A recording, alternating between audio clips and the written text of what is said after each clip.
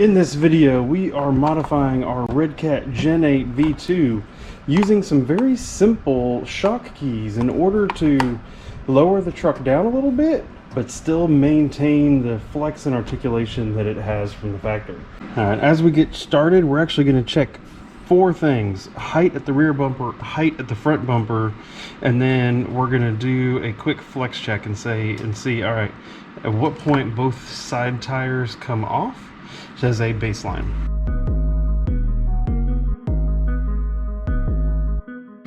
So as we look at putting these shock keys on, which I can give a link to them down below, these are really nice ones, threaded here, lots of mounting choices here. We will be putting them slightly down into the front in the rear, and the opposite in the front, slightly down into the rear, so inwards towards the center of the vehicle both times.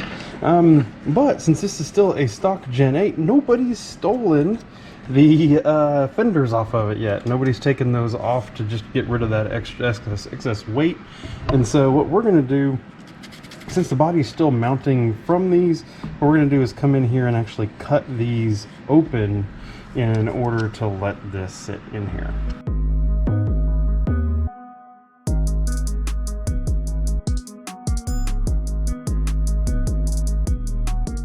Okay, now with the shock out of the way, we can go ahead and kind of mock up where we think this might sit on here. Obviously a lot of different choices. We have 9 holes on the shock tower, and I have a whole bunch of holes over here also.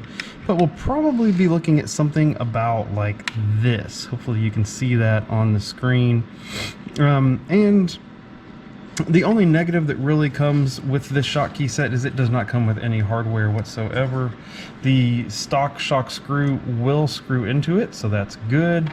The fender screw here will go through it and into the shock tower nicely, so I'll reuse it. But I need one more here, ideally, in this shock key in order to hold it so that it does not move. So that means I'm going to be raiding the spare screw bin for some extras.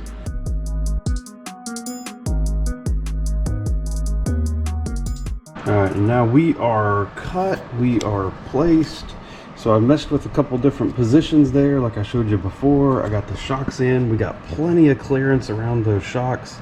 So we're able to retain the fenders, retain the mounting, but still give our shocks more room. And when you look at it, you can visibly see the rear end of this truck is now down lower.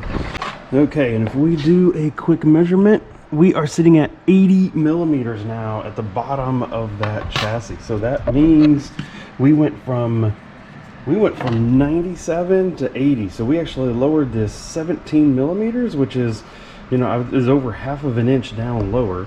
We still have suspension travel. We still have all the flex that we had at the beginning. This is awesome. Let's move over to get this front done.